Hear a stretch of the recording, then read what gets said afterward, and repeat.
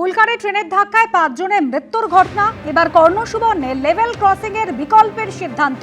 Level crossing তুলে লো height subway তৈরির সিদ্ধান্ত রেলের। আমাদের প্রতিনিধি অরিত্রিক ভট্টাচার্য রয়েছেন আমাদের সঙ্গে টেলিফোন লাইনে। অরিত্রিক, বিকল্প কি ব্যবস্থা নিচ্ছে পূর্ব রেল? দেখো, এই ব্যবস্থা কিন্তু আরো অনেক জায়গায় নেওয়ার কথা রয়েছে, কিন্তু যেহেতু মুর্শিদাবাদে যে দুর্ঘটনা ঘটেছে, আমরা দেখলাম যে গত 17ই জুলাই সেই দুর্ঘটনা ঘটেছিল এবং সেই যে নির্দিষ্ট রেলগেট অর্থাৎ 24-এর A/2 ওই রেলগেট বন্ধ করে দেওয়ার সিদ্ধান্ত নিয়েছে রেল। পাশাপাশি আরো 3টি রেলগেট 24-এর A/9, 24-এর A/5, 24-এর A/4 এই 3টি রেলগেটই কিন্তু পার্মানেন্টলি বন্ধ করতে চাইছে পূর্ব রেল। এই বন্ধ করার জন্য তাদের যেটা প্রয়োজন সেটা হচ্ছে যে সেখানে লিমিটেড হাইট সাবওয়ে তারা বানাবে। তার জন্য ইতিমধ্যেই রাজ্যকে চিঠি দেওয়া হয়েছে, প্রয়োজনীয় অনুমতি মিলেছে। কারণ সাবওয়ের নিচের অংশটি রেলের হলেও যে দুটি অ্যাপ্রোচের অংশগুলো থাকবে সেখানে রাজ্য থেকে জমি নিতে হয়। রেলের যেটা অভিযোগ, এরকম 74টি জায়গায় তারা লেভেল ক্রসিং তুলতেছে। আগে রাজ্য সরকার তো চিঠি দিয়েছে বহুবার, কিন্তু তাতে সাড়া মেলেনি। কিন্তু এই রাজ্য সরকারকে তারা চিঠি দেওয়ার পর কিছু কিছু সাড়া মিলতে শুরু করেছে। কিন্তু যেহেতু কর্ণসুবর্ণের কাছে এই বড় দুর্ঘটনা ঘটেছিল, আপাতত সেই নির্দিষ্ট রেলগেট এবং তার যে আশেপাশের রেলগেট সেগুলোকে দ্রুত বন্ধ করার চেষ্টা করছে পূর্ব রেল। এখনো পর্যন্ত সিদ্ধান্ত নেওয়া হয়েছে এই যে সাবওয়েগুলো হবে প্রতি 3 মিটার উচ্চতার এবং 6 মিটার চওড়া হবে। সেখান দিয়ে ছোট গাড়ি, সাইকেল এবং যারা পথচারী রয়েছেন তারা যাতায়াত করতে পারবেন। ধন্যবাদ অরিত্রিক। পুরনিয়োগ দুর্নীতিতে ইডির কাছে মদন মিত্রের হাজিরা। স্ত্রী, 2 ছেলের পরে এবার সিজিও কমপ্লেক্সে কামারহাটির বিধায়ক। বেলা 12টা 15 মিনিটে ইডির কাছে পৌঁছে যান মদন মিত্র। 3টি অ্যাকাউন্টে লেনদেন নিয়ে মিত্র পরিবারকে জিজ্ঞাসাবাদ ইডির। বেলা 12টা 15 মিনিটে পৌঁছে যান। ইতিমধ্যেই প্রায় 2 ঘন্টা হতে চলল।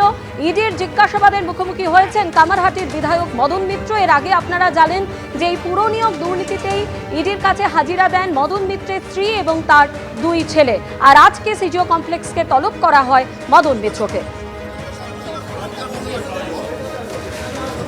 যা বলার ইডি আমায় ডেকেছে, আমি উত্তর দেব। কোনো ডকুমেন্টস চাওয়া হয়েছে? ব্যাংকে যেটা জানা যাচ্ছে কিছু ট্রানজাকশন নিয়ে তাদের প্রশ্ন রয়েছে। আপনার স্ত্রী, আপনার 2 সন্তানও এসেছিলেন। এখন ব্যাপারটা হচ্ছে যে ওরা কি জিজ্ঞেস করবেন এটা তো আমি জানি না। কোনো ডকুমেন্টস চাওয়া হয়েছে ব্যাংকে? না, আমার কাছে যা ওরা বলবেন আমি সহযোগিতা করব। পুরো নিয়োগ দুর্নীতি মামলাতে অফিসিয়াল এজেন্সি যাকে তারা মনে করবেন ডাকতেই পারেন। দেখেছেন আমরা এসেছি, আমরা we are there to cooperate. যা বলার ইডিকে বলবো। গভর্নমেন্ট এজেন্সি ডেকেছে, আমি এসেছি কোঅপারেট করার জন্য। সহযোগিতা তার মানে কি সম্পূর্ণভাবে সহযোগিতা করবেন যেটা আপনি বলে? সহযোগিতা, সম্পূর্ণ সহযোগিতা। কোনো আশঙ্কা কি রয়েছে মদনদা এখন আর? আমি কিচ্ছু বলতে পারবো না। সরাসরি আমাদের প্রতিনিধি আবির দত্ত আমাদের সঙ্গে রয়েছেন। আবির, প্রায় 2 ঘন্টা হতে চললে মদন মিত্রকে জিজ্ঞাসাবাদ করা হচ্ছে, কি খবর এখনো পর্যন্ত? একেবারেই 2 ঘন্টা অতিক্রান্ত, মদন মিত্রকে জিজ্ঞাসাবাদের প্রক্রিয়া চালানো হচ্ছে। এনফোর্সমেন্ট ডিরেক্টরেটের তরফ থেকে তাকে তলব করা হয়েছিল আজকে এবং তিনি এসে পৌঁছেছেন ঠিক 12:15 নাগাদ।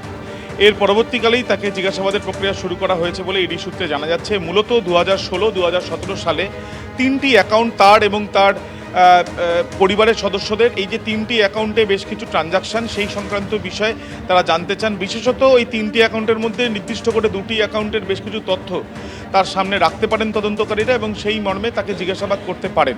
কি সন্দেহ তাদের সন্দেহ এটাই যে শিক্ষা নিয়োগ দুর্নীতির মতনই এই যে পুরনিয়োগ দুর্নীতির তদন্ত ইডি করছে, সেই ক্ষেত্রেও তাদের যেটা অনুমান যে একই মোডাস অপারেন্ডি ব্যবহার হয়েছে। অর্থাৎ তাদের যেটা বক্তব্য যে টাকার বিনিময়ে সুপারিশ করা হয়েছিল এবং সেই সুপারিশে চাকরি হয়েছে।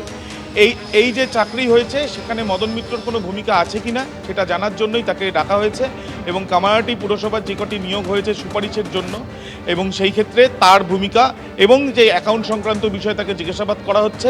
তার কারণ পারিপার্শ্বিক তথ্য প্রমাণ খতিয়ে দেখে তাদের অনুমান যে লাভবান কোনোভাবে মদন মিত্র হয়েছিলেন কিনা সেটা দেখার তারা চেষ্টা চালাচ্ছেন। সেই মর্মেই তাকে ডেকে এখন পর্যন্ত 2 ঘন্টা অতিক্রান্ত তাকে জিজ্ঞাসাবাদের প্রক্রিয়া চালাচ্ছে ইডির অফিসাররা।